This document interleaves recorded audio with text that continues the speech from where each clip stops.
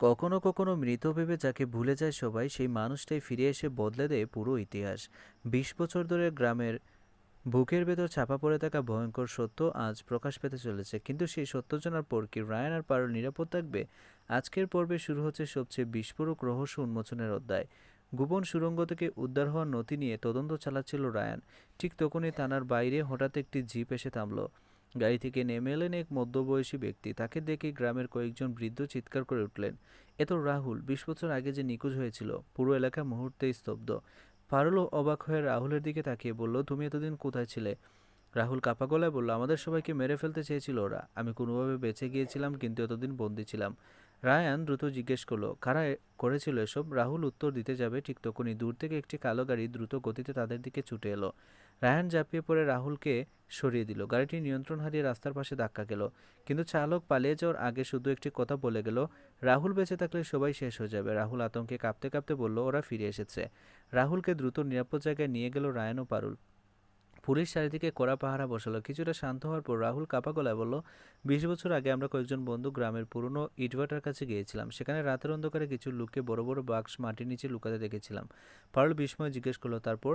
রাহুল চোখের পানি মুছে বলল, ওরা বুঝে গিয়েছিল আমরা সব দেখে ফেলেছি। সেদিনই আমাদের ধরে নিয়ে যায়। যাই হোক, সবাইকে আলাদা করে ফেলে রাখা হয়। আমি শুধু ভাগ্যকর্মে বেঁচে ফিরেছি। রায়ান জিজ্ঞেস করলো, ওদের নেতা কে ছিল? রাহুল একটি নাম বলতে যাবে, ঠিক তখনই হাসপাতালের পুরো বিদ্যুৎ নিভে গেল। চারিদিকে অন্ধকার।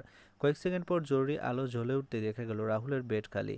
জানালার পাশে পড়ে আছে শুধু একটি কাগজ। রায়ান কাগজটি তুলে পড়ল, 20 বছরের রহস্য জানতে চেলে আজ রাতে পুরনো ইটভাটা এসো একা। রায়ান বুঝে গেল আসল মাস্টারমাইন্ড এবার নিজেই তাকে ফাঁদে রাখছে।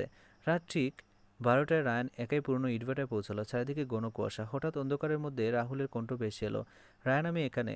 রায়ান টর্চ চালিয়ে সামনে এগোতেই দেখলো রাহুল একটি লোহার কুটির সঙ্গে বাঁধা। ঠিক তখনই চারিদিক থেকে কয়েকজন মুখোশধারী লোক বেরিয়ে এলো। তাদের নেতা হেসে বলল, 20 বছর ধরে যেটা লুকিয়ে রেখেছিলাম আজ সেটা আর কেউ জানতে পারবে না। রাহুল চিৎকার করে বলল, রায়ান, এই পুরনো কুয়োর নিচে সব প্রমাণ লুকোনো আছে। কথা শেষ হতেই মুখোশধারী নেতা বন্দুক বের করলো। ঠিক সেই মুহূর্তে পারুল পুলিশের দল নিয়ে সেখানে পৌঁছে গেল। গুলাগুলির সুযোগে রাহুল নিজের বাঁধন খুলে ফেল। রায়ান দৌড়ে গিয়ে কুয়োর ভেতর থেকে একটি পুরনো লোহার বাক্স উদ্ধার করলো। বাক্স খুলতে পাওয়া গেল পুরনো নথি, কয়েকটি ছবি এবং কয়েকটি ভিডিও ক্যাসেট। সবাই বুঝে গেল 20 বছরের রহস্যের আসল প্রমাণ তাদের হাতেই এসেছে। পরের দিন আদালতে সেই ভিডিও ক্যাসেট ডিজিটাল করে চালানো হলো। ভিডিওতে স্পষ্ট দেখা গেল গ্রামের কয়েকজন প্রভাবশালী ব্যক্তি নিরপরাধ ছেলেদের অপহরণ করে পুরো ঘটনা দামাচাপা দেওয়ার পরিকল্পনা করেছে। ভিডিও শেষ হতে আদালত নিস্তব্ধ। বিচারক কঠোর কণ্ঠে বললেন, এই মামলার পূর্ণ তদন্ত হবে এবং জড়িত প্রত্যেককে আইনের আওতায় আনা হবে।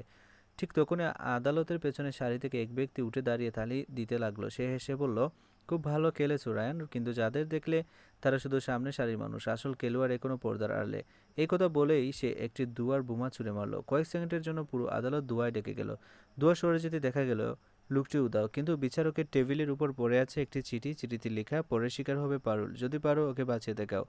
চিঠিটি পড়ে রায়ানের চোখে আগুন জ্বলে উঠল। সে পারুলের হাত শক্ত করে ধরে বলল, এবারে শুধু সত্যের জন্য, তোমার জীবন বাঁচানোর জন্য লড়ব। 20 বছরের রহস্যের একটি অধ্যায় শেষ হলো, শুরু হলো আরও ভয়ঙ্কর এক খেলা। পারুলকে টার্গেট করলো কে, আর পর্দার আড়ালে লুকিয়ে থাকা সেই আসল খেলোয়াড়ের পরিচয় কি? পরবর্তী পর্বে অপেক্ষা করছে এমন এক বিস্ফোরক সত্য যা পুরো গল্পের মোড় বদলে দিবে।